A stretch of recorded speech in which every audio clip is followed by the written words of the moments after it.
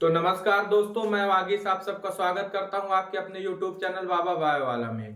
तो दोस्तों, हम लोग पढ़ रहे हैं क्लास 12th की बायोलॉजी चैप्टर 9। तो दोस्तों, भाग एक आज हम लोग पढ़ेंगे। भाग एक में क्या है? मानव कल्याण में सूक्ष्म जीव। चैप्टर का नाम है दोस्तों मानव कल्याण में सूक्ष्म जीव। तो दोस्तों, आप लोगों को वीडियो अच्छी लगा करे तो चैनल को सब्सक्राइब कर दे, लाइक करें, कमेंट करें और अपने दोस्तों के पास शेयर करना ना भूलें। तो आइए दोस्तों, आज हम पहले भाग में कुछ हेडिंग पढ़ेंगे और फिर उसके बाद सेकेंड पार्ट में भी कुछ हेडिंग पढ़ेंगे और फिर थर्ड पार्ट में भी कुछ हेडिंग पढ़ेंगे। तो दोस्तों, अभी चैप्टर ज्यादा लंबा तो नहीं है, हो सकेगा तो 2 पार्ट में वीडियो समाप्त करेंगे, अगर हो सकेगा तो 3 पार्ट भी लग सकते हैं। तो कोई निश्चित ये नहीं बता सकते कि कितना लग सकता है, क्योंकि कुछ ऐसे टॉपिक्स आ जाते हैं कि जिसमें आप लोगों को बहुत ही अच्छे से समझाना पड़ जाता है। तो दोस्तों, आइए पहले जानते हैं सूक्ष्म जीव क्या होता है। पहली हेडिंग, मानव कल्याण में सूक्ष्म जीव, यानी पहले सूक्ष्म जीव को जानते हैं साथियों। सूक्ष्म जीव क्या होते हैं? ऐसे जीव जिनको केवल सूक्ष्मदर्शी के माध्यम से यानी सूक्ष्मदर्शी के मदद से ही देखा जा सके, उन्हें हम सूक्ष्मदर्शी जीव कहते हैं। यानी जिसको हम अपने आंखों से नहीं, सूक्ष्मदर्शी एक लेंस होता है जिससे हम मशीन भी कह सकते हैं, सूक्ष्मदर्शी से देखने पर जो है जो जीव दिखाई देता है उसे हम क्या कहते हैं दोस्तों? सूक्ष्म जीव कहते हैं। आइए अब जानते हैं इसके उदाहरण। सूक्ष्म जीव कितने कंडीशनों यानी तरीकों से होते हैं। तो पहला, जीवाणु, कवक और प्रोटोजोवन आदि के कारण सूक्ष्म जीव पाए जाते हैं। तो आइए अब जानते हैं फिर उसके आगे क्या हेडिंग है, घरेलू उत्पाद में सूक्ष्म जीव। ठीक है दोस्तों, तो आइए सूक्ष्म जीव क्या है? सूक्ष्म जीव से निम्न घरेलू उत्पाद प्राप्त किए जाते हैं। जैसे पहला नंबर क्या है? दही। तो दही कैसे बनता है दोस्तों? यह भी जानते हैं, लैक्टोबैरी।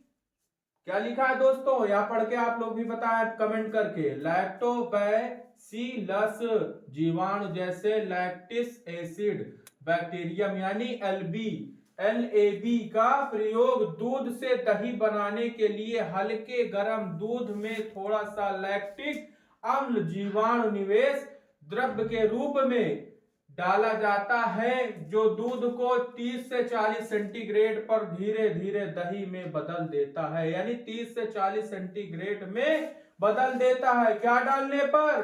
LAB का मतलब क्या होता है? Lactic acid bacteria. तो यह डालने पर क्या बन जाता है दोस्तों? दूध से दही। किस कारण से बनता है? जीवाणु, यानी जीवाणु के द्वारा हम क्या बनाते हैं? दूध से दही। वह प्रक्रिया क्या कहलाती है? सूक्ष्म जीव। सूक्ष्म जीव प्रायः 3 कारणों से होता है। 3 का और कारण होते हैं पर मुझे 3 ही याद हैं। तो जीवाणु, कवक और प्रोटोजोवन के कारण हम अनेक प्रकार की खाद्य उत्पाद जो है बना सकते हैं दोस्तों मानव कल्याण में। तो इसको फिर जान लेते हैं दही। दही के बारे में थोड़ा सा एक आध पॉइंट जान लेते हैं। तो दही में विटामिन B12 पाया जाता है। ठीक है दोस्तों, LAB यानी लैक्टिक एसिड बैक्टीरिया। LAB शरीर में पाए जाने वाले हानिकारक जीवाणु को नष्ट कर देता है। यानी LAB लैक्टिक एसिड बैक्टीरिया शरीर में पाए जाने वाले क्या हानिकारक जीवाणु को नष्ट कर देती है, जिसे हम क्या कहते हैं? लैक्टोबैसिलियस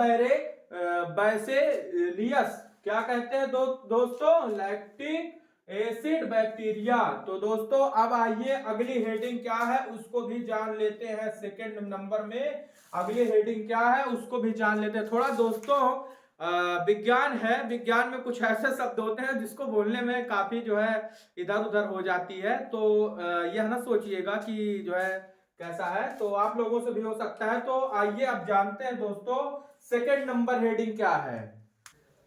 तो मेरे साथियों, अब हम लोग जानते हैं अगली हेडिंग क्या है। डोसा और इडली कैसे बनाते हैं, किस जीवाणु या कवक या प्रोटोजोवन के कारण बनता है, ये भी जानते हैं दोस्तों। आप लोगों को अगर मैं छोटी छोटी चीजें नहीं बताऊंगा तो आप लोगों को पूरा चैप्टर पढ़ने में मजा नहीं आएगा। तो आइए इसको भी जान लेते हैं छोटा छोटा सा।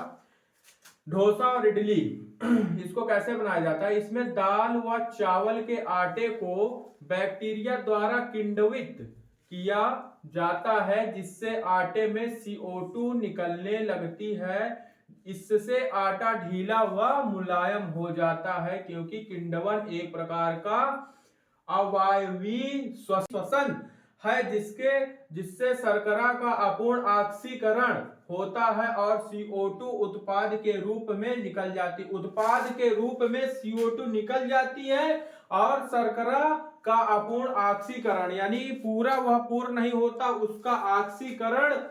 उसके ऑक्सीकरण निकलने से आटा ढीला व मुलायम हो जाता है। किण्वन एक प्रकार का अवायवीय श्वसन होता है जिस प्रक्रिया को डोसा और इडली बनाने की सूक्ष्म जीव की प्रक्रिया कहते हैं। दोस्तों, अब आइए जानते हैं ब्रेड या पाव रोटी कैसे बनाई जाती है, किस कवक के द्वारा बनाया जाता है या किस जो है जीवाणु या विषाणु के द्वारा बनाया जाता है। आइए इसको भी जान लेते हैं थोड़ा सा। ब्रेड निर्मित करने के लिए गेहूं के आटे में सैकरोमाइसीज सेरीविसीज नामक कवक डाला जाता है। कौन सा कवक डाला जाता है? सैकरोमाइसीज और सेरीविसीज नामक कवक डाला जाता है। फिर कुछ समय के लिए गुथे हुए आटे को, यानी जो जैसे आटे को हम गूंथ देते हैं, गुथे हुए आटे को छोड़ देते हैं, जिससे इसमें अवायवीय श्वसन होने लगता है और इसमें खमीर उत्पन्न होने लगते हैं, क्योंकि ईस्ट या कवक आने में इमाइसेज और माल्टेज या जाइमेज एंजाइम उत्पन्न करता है।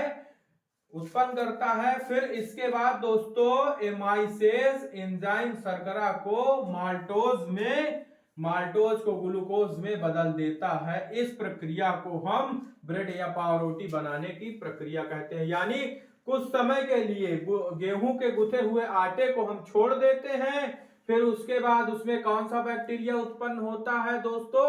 या साइक्रोमाइसीज और सेरीविसीज नामक कवक डाला जाता है। फिर कुछ समय के लिए गुथे हुए आटे को छोड़ दिया जाता है, जिसमें अवायवीय श्वसन होने लगता है और इसमें खमीर उत्पन्न हो जाता है, क्योंकि ईस्ट या कवक आते ही इमाइलेज और माल्टेज या जाइमेज एंजाइम उत्पन्न करता है। कौन कौन से? इमाइलेज और माल्टेज और जाइमेज। यह कौन सा एंजाइम उत्पन्न करता है? एमाइलेज और एंजाइम शर्करा को माल्टोज को ग्लूकोज में बदल देता है। यानी एंजाइम को शर्करा को और माल्टोज को ग्लूकोज में बदल देता है। इस प्रक्रिया को हम ब्रेड या पाव रोटी बनाने की प्रक्रिया कहते हैं। और अब दोस्तों जानेंगे पनीर बनाने की विधि और पनीर किस सूक्ष्म जीवों द्वारा तैयार की जाती है, इसको भी थोड़ा सा जान लेते हैं, फिर अगले पॉइंट में चलते हैं दोस्तों।